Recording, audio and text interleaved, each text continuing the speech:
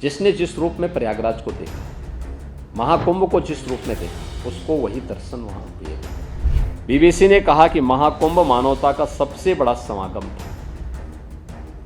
BBC की टिप्पणियां हर व्यक्ति जानता है। राइटर्स ने लिखा यह डिजिटल कुंभ था जिसमें व्यवस्था बनाने के लिए तकनीक का बेहतरीन इस्तेमाल किया गया था।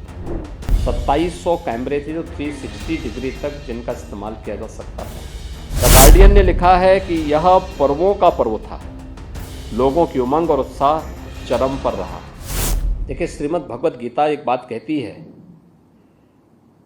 कि ये यथा माम प्रवदन्ते तांस तथैव भजाम्यहम्। यानी श्रीमद् भगवत गीता में भगवान कहते हैं कि जो मुझे जिस दृष्टि से देखता है, जिस रूप में भजता है, मैं उसको उसी रूप में दिखाई देता हूँ। जिसने जिस रूप में प्रयागराज को देखा, महाकुंभ को जिस रूप में देखा, उसको वही दर्शन वहां हुए भी। और हर तबके के व्यक्ति को उसके अनुरूप वहां सामग्री भी मिले।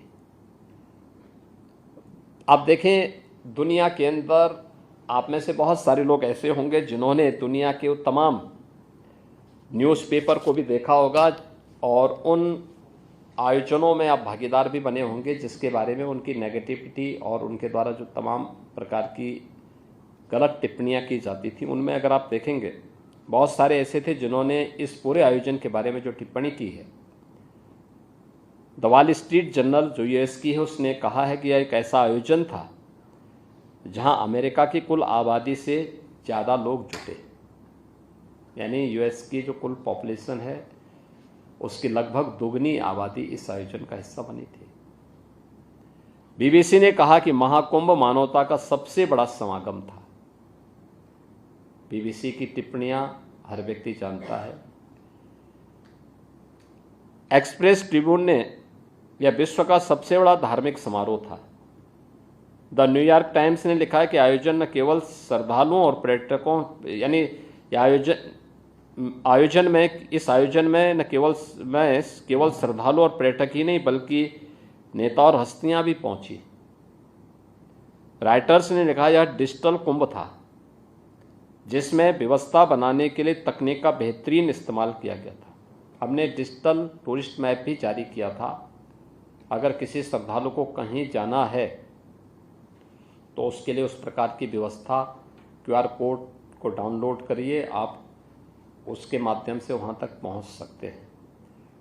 टॉयलेट की पोजीशन क्या है, आप उसके माध्यम से जानकारी ले सकते हैं। हम लोगों ने इसके अलावा वहाँ पे सुरक्षा के लिए भी इसका बेहतरीन इस्तेमाल किया था। 2700 कैमरे थे जो 360 डिग्री तक जिनका इस्तेमाल किया जा सकता था। और integrated command and control centre से हम लोगों ने एक एक की मॉनिटरिंग की थी। ट्रैफिक मैनेजमेंट का हो या फिर सिक्योरिटी का हो। हम लोगों ने एंटी ड्रोन सिस्टम के साथ पूरे कुंभ क्षेत्र को कवर करके रखा था। कोई भी ड्रोन बिना परमिशन के वहां उड़ नहीं सकता था और इसके लिए पहली बार किसी आयोजन में एंटी ड्रोन सिस्टम का इस्तेमाल किया गया था। द गार्डियन ने लिखा है कि यह पर्वों का पर्व था, लोगों की उमंग और उत्साह चरम पर रहा। सीएनए ने लिखा कि दुनिया के सबसे बड़े धार्मिक समागम में 60 करोड़ से ज़्यादा लोग शामिल हुए। यह आस्था की अभिव्यक्ति की शानदार नज़ारा है।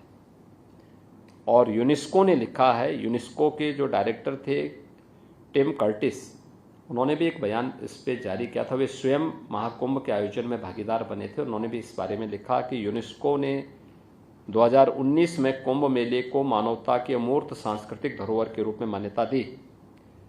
इससे पहले 2023 से इसके सामाजिक, आर्थिक और पर्यावरणीय प्रभावों की निगरानी की जा रही थी। कुंभ मेला प्राकृतिक और सांस्कृतिक धरोहर के रूप में विश्व को एक नई दृष्टि प्रदान करता है। यह भारत के प्रति एक दृष्टि देता है। आयोजन उत्तर, दक्षिण, पूरब, पश्चिम, जिसके बारे में आदरणीय प्रधानमंत्री जी बार बार कहते हैं कि एक भारत श्रेष्ठ भारत, उसकी अभिव्यक्ति का भी एक बहुत बड़ा माध्यम बना है।